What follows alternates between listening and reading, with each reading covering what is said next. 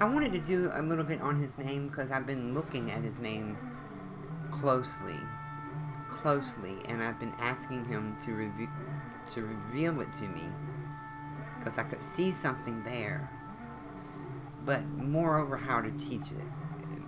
I ask Yahweh for his wisdom on how to lead and teach his people, and he pours it into me as needed. The wisdom I already have, he's actually building on that wisdom that I already possess. And it's amazing the things he's been pouring into me, and I glorify him with my heart and my soul, O living Yahweh. I praise you for these things.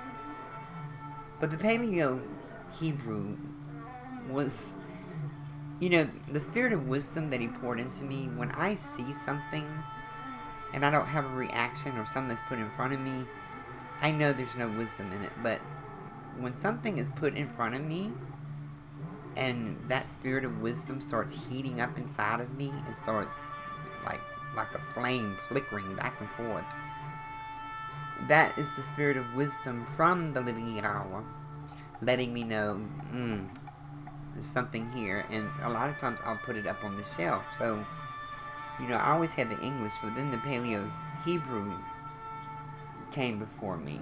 And there was something about it that stirred the wisdom up in me. And I knew instinctively I was going to need it for later at some point. So, the Paleo Hebrew Yod He Vav He, which is Yahweh.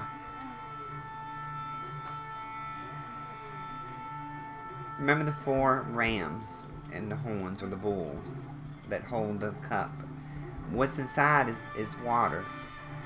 The water represents the people.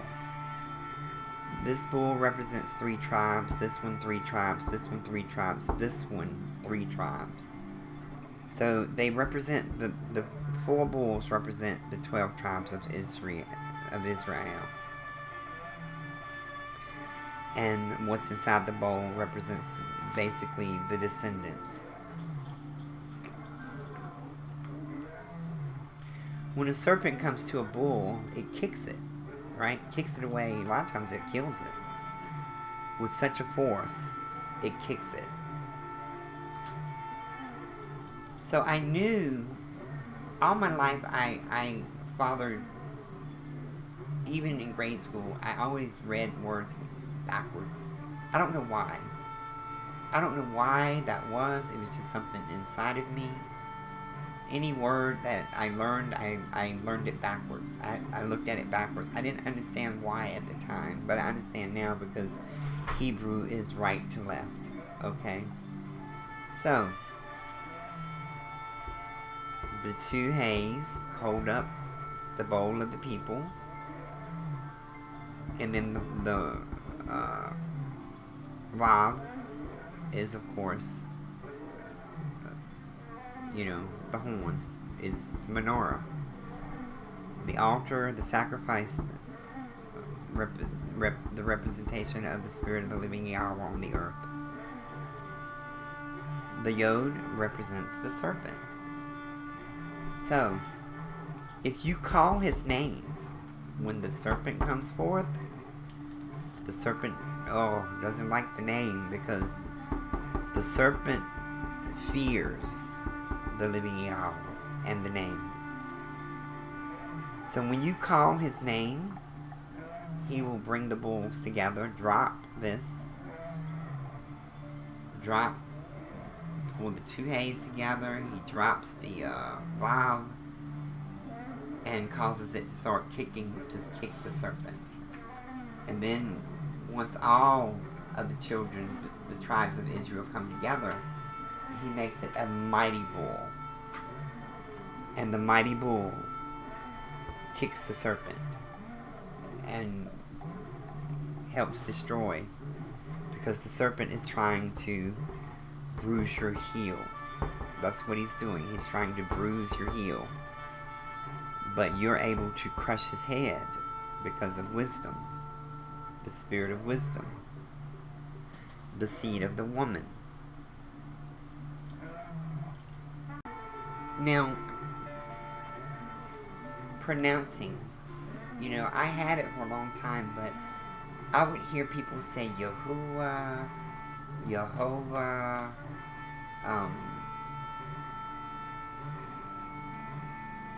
Yahoo, all these different pronunciations, but it never bore witness with me. But when I was reading Josephus and looking at Josephus, I could find wisdom all through the writings he was writing. I was like blown away because everyone discards him, but he had some really great knowledge for me. And one of the things that Josephus had spoke,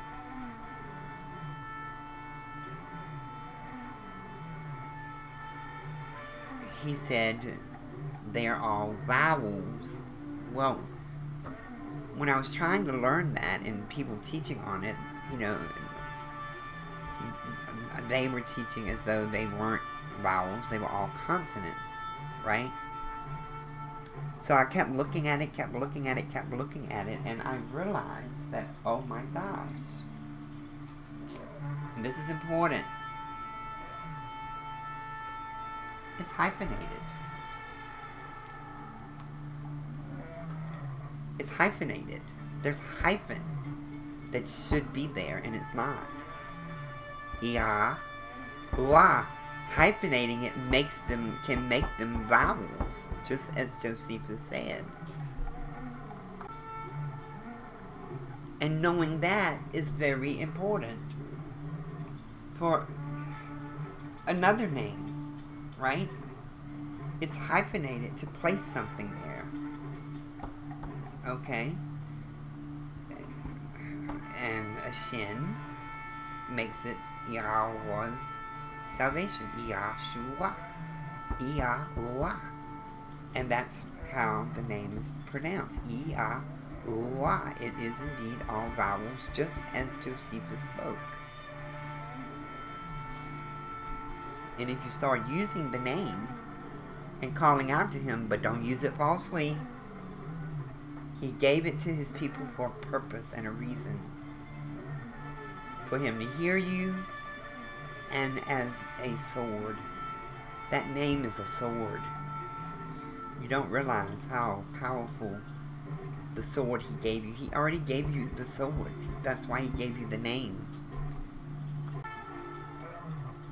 He gave you what you need to defeat the serpent. Very important.